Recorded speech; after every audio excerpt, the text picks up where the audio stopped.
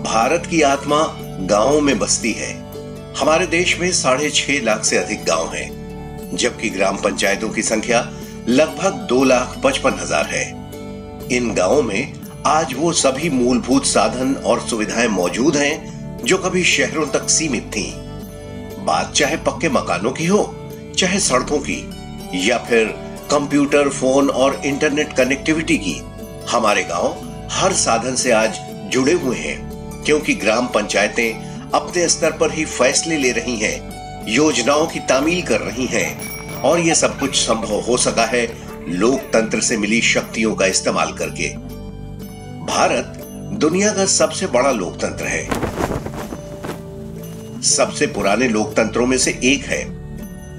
लोकतंत्र की बात होती है तो लोग मैग्ना कार्टा को इसकी बुनियाद मानते हैं, लेकिन मैग्ना कार्टा से भी पहले 10वीं शताब्दी में भी चोल साम्राज्य के समय भारत में लोकतंत्र मौजूद था।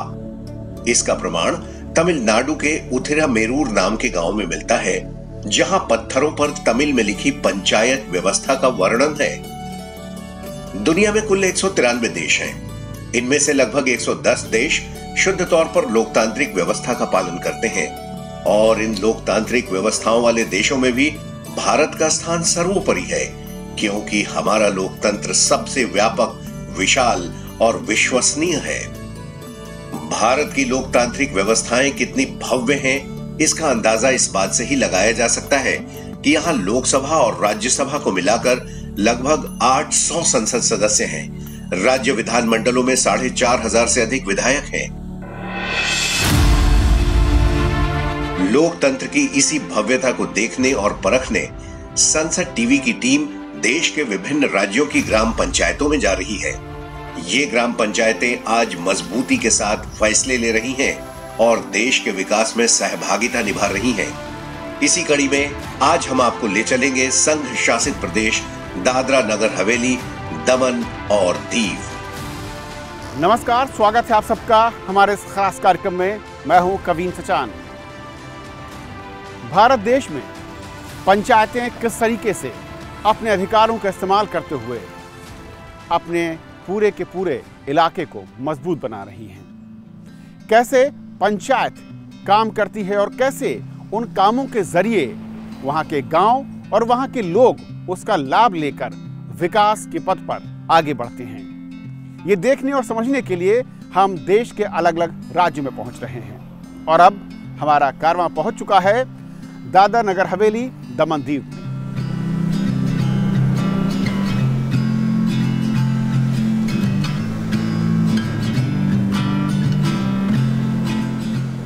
ये एक केंद्र शासित राज्य है, और यहां पर देखेंगे हम कि किस तरीके से पंचायतें अपने अधिकारों का इस्तेमाल करते हुए लोगों की जिंदगी को बदल रही हैं। पंचायतें पिछले 70 बरस में कैसे मजबूत हुई हैं और कैसे मजबूत कर रही हैं लोकतंत्र को जमीनी स्तर पर। तो इसी कड़ी में हम शुरू करेंगे सफर दमन के बगरवाड़ा पंचायत से।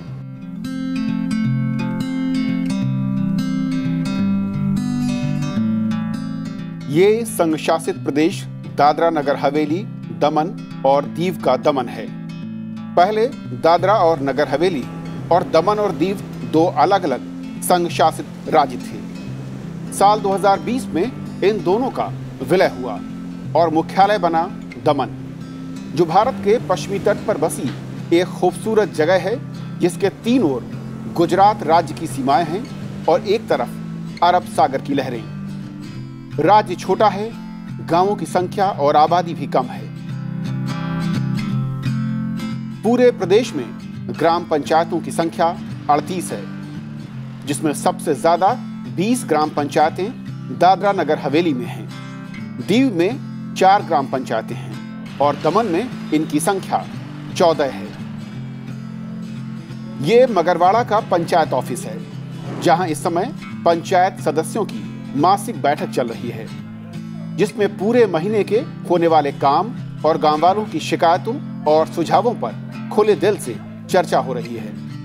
असल में लोकतंत्र की सबसे छोटी इकाई में पूरी पारदर्शिता और लोकतांत्रिक तरीके से हर मसले पर गंभीर चर्चा हो रही है, और ये प्रक्रिया हर महीने इसी तरह से अपनाई जाती है। हमारे पंचायत में मंथली मीटिंग्स होती है, जो मंथ में एक बार होती है। ईयरली 4 ग्राम सभा होती है, और अगर कोई स्पेशल टॉपिक्स हो तो हम स्पेशल ग्राम सभा भी ऑर्गेनाइज करते हैं। तो मंथली मीटिंग का प्रोसीजर ये रहता है कि हम मीटिंग के 3 दिन पहले जो जितने भी इलेक्टेड रिप्रेजेंटेटिव्स हैं उनको सर्कुलर के थ्रू इन्फॉर्म करते हैं। लोग अपने जो भी प्रॉब्लम्स होते हैं वो वार्ड मेंबर्स तक पहुंचाते हैं, और वार्ड मेंबर्स वो सारे प्रॉब्लम्स लेके मंथली मीटिंग में पंचायत में आते हैं।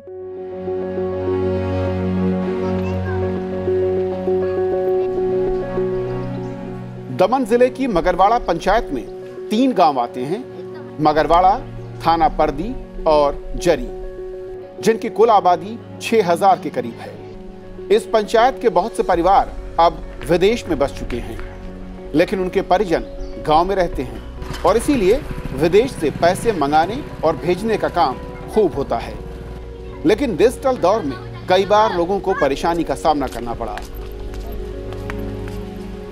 गांव वालों की इस परेशानी को दूर करने के लिए पंचायत सदस्यों की बैठक बुलाई गई और गांव वालों को डिजिटल लेन देन में जागरूक बनाने के लिए कदम उठाने का संकल्प लिया गया।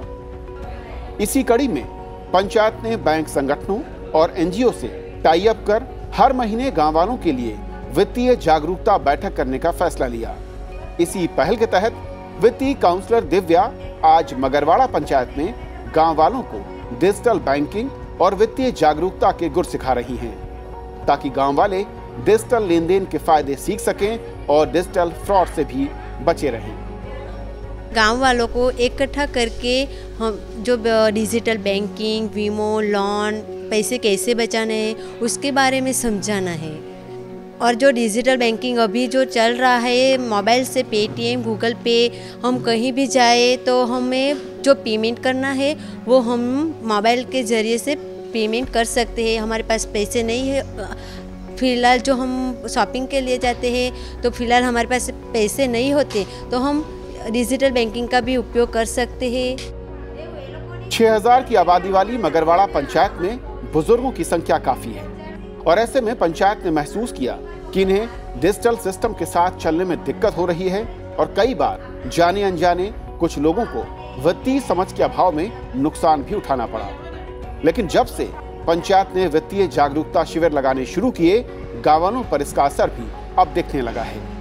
लोग पहले से अधिक डिजिटल लेन देन करते हैं और वित्तीय समझ पहले से अधिक विकसित हुई है।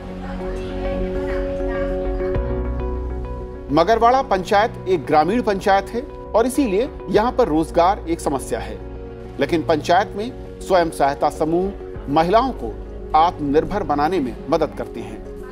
पहले महिलाएं अपने घर तक सीमित थीं, रोजगार न होने के चलते परेशान रहती थीं, लेकिन ये बात पंचायत तक पहुंची और फिर NRLM विभाग ने पंचायत में लाइवलीहुड प्रोग्राम और दूसरे स्कीम की जानकारी महिलाओं को दी, और देखते ही देखते पंचायत में कई स्वयं सहायता समूह बन गए और महिलाएं सरकारी ट्रेनिंग और लोन के साथ आत्मनिर्भर बनने की राह पर चलने को तैयार हो गई। मगरवाड़ा ग्राम पंचायत में जो हमारे सेल्फ हेल्प ग्रुप जो बने हुए हैं वो करीब 40 सेल्फ हेल्प ग्रुप है, जिसमें 10-10 महिलाएं जुड़ी हुई है, और उसी में से बहुत सारी दीदियों को अलग अलग लाइवलीहुड की ट्रेनिंग देके कैपेसिटी बिल्ड करके उनमें से बहुत सारी दीदी लोग लाइवलीहुड कर रहे हैं। जैसे कि पापड़ जो है वो पापड़ के हमारे यहाँ 2 यूनिट है, जिसमें एक यूनिट के अंदर मैं बताता हूँ कि थाना पार्टी महिला मंडल जो करके है उसमें 10 महिलाएं हैं, मतलब 10 हाउस होल्ड है।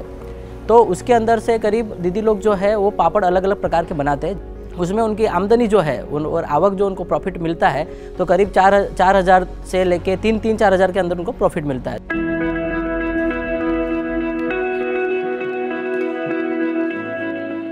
ये थाना महिला मंडल है जिसमें 9 महिलाएं काम कर रही हैं, जो हर रोज तरह तरह के पापड़ बनाती हैं, और इन महिलाओं के हाथों से बने अचार और पापड़ का स्वाद ऐसा है कि इनकी मांग ने पहले तो जिले की सीमा पार की, फिर राज्य की सीमा, और अब ये पापड़ और अचार सरहद पार लोगों को अपने स्वाद का दीवाना बना रहे हैं। खाड़ी देशों के साथ ही कनाडा और लंदन तक पापड़ की मांग जोर पकड़ चुकी है। ये समूह करीब 200 किलो पापड़ हर महीने तैयार करता है और 350 रुपए के दाम पर बेचता है, और इसके चलते इन महिलाओं को हर महीने 3 से 4 हज़ार रुपए तक की आमदनी होती है। અમે પાપડનું 2001માં ચાલુ કરેલું ને તે અગાડી અમે બધી બહેનો ઘર જ હતી, એમ ફક્ત ઘરનું કામ જ કરતી હતી. પછી જ્યારે નહેરુ યુવા કેન્દ્રમાં પાપડની ટ્રેનિંગ આપી ત્યારથી અમે ચાલુ કર્યું ને ત્યારથી અમારા પાપડનું બધું કામકાજ ચાલુ જ છે. પછી અમે સેલ્ફ હેલ્પ ગ્રુપમાં જોડાયા, તેમાંથી અમને પહેલાં 15,000ની સહાય મળી એટલે પછી પાછી 1 લાખ રૂપિયાની સહાય મળી. અમે પહેલે ઘરે જ હતા, કંઈ કામ કરતા નહીં હતા. પછી અમને મેડમે અમને ટ્રેનિંગ આપી એટલે અમે થોડું કામ પહેલે ચાલુ સ્ટાર્ટ કર્યું. પછી એમ કરતાં કરતાં અમને અનુભવ થયો એટલે થોડું આગળ અમે વધારે करता गया. थाना महिला मंडल की तरह ही पंचायत की महिलाएं अलग अलग समूहों में काम करती हैं. 9 महिलाएं मिलकर अन्नपूर्णा गृह उद्योग चलाती हैं और हर महीने 100 किलो पापड़, चकरी पापड़ी, रागी पापड़ तैयार करती हैं और इसके जरिए 4,000 रुपए कमाकर अपने परिवार का पालन पोषण करती हैं.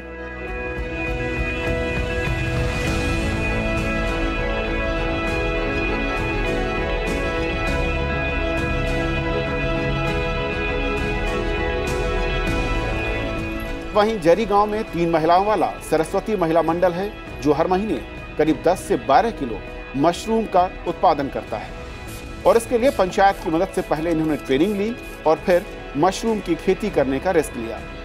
लेकिन ये महिलाएं अब खुश हैं क्योंकि हर महीने 250 से 300 रुपए प्रति किलो के हिसाब से मशरूम बेचकर ये मुनाफे की शुरुआत कर चुकी हैं. सर लोगों ने हमने किया कि मशरूम क्या ट्रेनिंग देने का है, किसी को सीखना है तो फिर हमने किया कि हाँ सीखना है. तो फिर हमने महिला मंडल में से बहनें गई सीखने के लिए. फिर हमने सोचा कि ट्रेनिंग ली है तो थोड़ा करके देखे ऐसा. तो फिर सेट बनाया और उसमें से सब सामान लिया, नेट लाया. ये लगभग 3 महीने पहले हमने ट्रेनिंग ली थी. फिर हमने ये सेट बनाया. लगभग उसमें हमने लगभग 8 से 9 हज़ार रुपया हमारा खर्चा हुआ, क्योंकि सबसे पहले तो हम लोग बियारण भी लाए थे. मशरूम का जो स्पॉन आता है ना, वो लगभग हमने 10 किलो लाए थे, उससे ट्राई किया. और अभी तो सर लोगों ने गवर्नमेंट ने दिया है 15 किलो, तो उससे ही हम लोग कर रहे हैं अभी.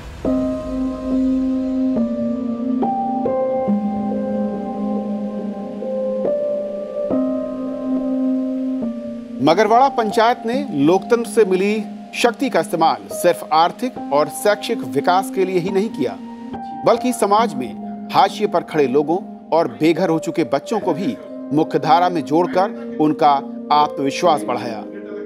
दरअसल कुछ साल पहले तक मगरवाड़ा पंचायत में कुछ ऐसे बच्चे थे जिनका कोई नहीं था या जिन्हें घर वालों ने किसी वजह से निकाल दिया था. कुछ बच्चे तो दूसरे जिलों या राज्यों से भाग कर आए थे. इस समस्या को लेकर पंचायत सदस्य और महिला सरपंच काफी चिंतित थी. फिर एक दिन पंचायत की बैठक कर ये तय किया गया कि अनाथ बच्चों के लिए पंचायत में एक स्नेहालय बनाया जाए, जिसे लेकर पंचायत ने महिला और बाल विकास और सामाजिक कल्याण विभाग से बात की. पंचायत के प्रयास रंग लाए और 7 मार्च 2020 को मगरवाड़ा पंचायत में स्नेहालय शुरू हुआ. हमारे यहाँ सब गांव में अनाथ बच्चे लोग घूम रहे थे, तो हम लोग पंचायत से सब मिलके 3 साल पहले पंचायत से स्नेहालय का अप्लाई किया. फिर उन लोगों ने ऑफिस में जाके हम लोगों ने बोला, तो फिर वहाँ से हम लोग को अप्लाई मिली और हम लोगों ने वहाँ पे स्नेहालय बनाए और अनाथ बच्चे को रहने का सुविधा, खाने का सब फ्री में वहाँ पे देते हैं उन लोग. स्नेहालय के शुरू होने के कुछ ही दिन के भीतर बच्चे को रहने का ठिकाना मिला और अब यहाँ पर ऐसे बच्चों की संख्या 7 है जो एक परिवार की तरह रहते हैं. इन बच्चों को पढ़ाई से लेकर इनके खेलने का और साथ ही इनकी सेहत का पूरा ख्याल रखा जाता है. ये जो चाइल्ड प्रोटेक्शन सर्विसेज है, वहाँ से हम लोग सोशल वेलफेयर डिपार्टमेंट से हैं. तो यहाँ पे 6 से लेके 18 साल के बच्चे यहाँ पे आते हैं और 0 से लेके 6 साल तक शिशु गृह में जैसे सिलवासा में जाते हैं. और यहाँ पे अर्फन बच्चे थे जो पेरेंट्स बिना के हैं और सिंगल पेरेंट्स के. जिसके पेरेंट्स नहीं होते तो यहाँ पे बच्चे जिसको रखना है तो आ सकते हैं. ये आंखें कभी उदास थी, ये हाथ कभी पेन से लिखने पढ़ने का सपना देखते थे. आज इनके ये सपने सच होते नजर आ रहे हैं.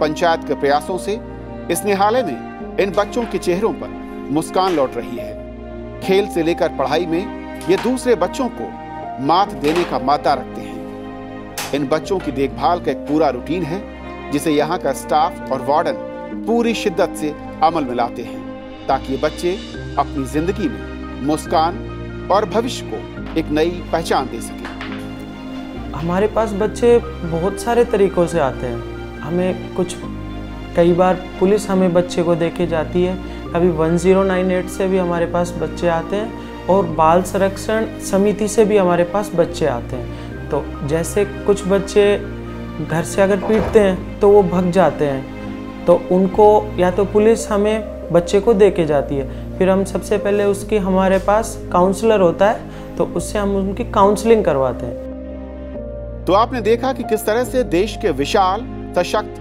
समृद्ध और पारदर्शी लोकतंत्र ने पंचायतों को सतत, समग्र, समेकित और समावेशी विकास के लिए तैयार किया है। तो अभी आपने देखा मगरवाड़ा पंचायत और वहां पर किस तरीके से पंचायत गांव वालों को और गांव की समस्याओं को लेकर सजग और जागरूक है और अपने अधिकारों से उनको विकास के रास्ते पर आगे ले जा रही है। और अब हम चल रहे हैं दमन की एक और पंचायत दमनवाड़ा में।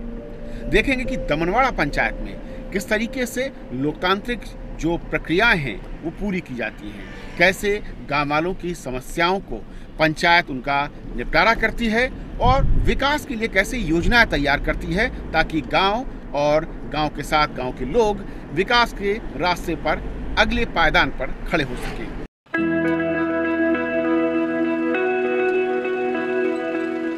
और अब हम पहुंच चुके हैं जिले की दूसरी पंचायत दमनवाड़ा में। 1050 परिवारों वाली ये एक ग्रामीण पंचायत है जिसकी आबादी करीब 6000 है। यहाँ पर अनुसूचित जाति और आदिवासियों की संख्या काफी अधिक है। दमनवाड़ा पंचायत समुद्र तट के काफी करीब है। पंचायत में इस वक्त एक महत्वपूर्ण बैठक चल रही है जिसमें स्पेशल एक्सपर्ट कमेटी के सदस्य हिस्सा ले रहे हैं। पंचायत ने अपने विकास कार्यों और जनता की समस्याओं की निगरानी के लिए ये कमेटी बनाई है जो हर महीने बैठक कर अपनी रिपोर्ट पंचायत को सौंपती है और इसी के आधार पर पंचायत अपने फैसले करती है। हम मंथली मीटिंग और ग्राम सभा में पूरा प्लानिंग करते हैं कि भाई, और वहाँ से जो सूचना आते हैं कि क्या क्या तकलीफ़ें हैं और क्या ज़रूरियातें हैं, उसके मुताबिक एक पूरा एक्शन प्लान बनता है। और ये एक्शन प्लान हमारी जो एजेंसी है, हमारी एजेंसी का BDO और डिस्ट्रिक्ट पंचायत है, हम वहाँ से पेश करते और उसके मुताबिक वहाँ से फंड रिलीज़ होता है और हम काम करते हैं। हमारी 32 लोगों की एक एडवाइज़र कमेटी है, उसमें मेरा भी भाग है और मेरा एजुकेशन है BA BEd, इसलिए मैं बालवाड़ी के जो बच्चे हैं उनको कैसे ट्रीट करना है वो समझाती हूँ। पंचायत ने पारदर्शी प्रशासन के लिए एक्सपर्ट कमेटी का नया प्रयोग किया जिसके नतीजे बेहद उत्साहजनक हैं। एक्सपर्ट कमेटी के सदस्य अलग अलग विषय पर अपनी राय पंचायत को बताते हैं जिससे पंचायत में भ्रष्टाचार खत्म हो चुका है और विकास कार्यों की रफ्तार बढ़ गई है और पंचायत पर लोगों का भरोसा भी। आदिवासी और अनुसूचित जाति की बहुलता और ग्रामीण पंचायत होने के चलते परिवारों की माली हालत कमजोर है जिसके चलते यहाँ के युवाओं के लिए अच्छी शिक्षा एक बड़ी चुनौती है, जिस पर एक्सपर्ट कमेटी ने बैठकर पंचायत में बच्चों के लिए लाइब्रेरी बनाने का सुझाव दिया और अब इस पर काम शुरू हो चुका है।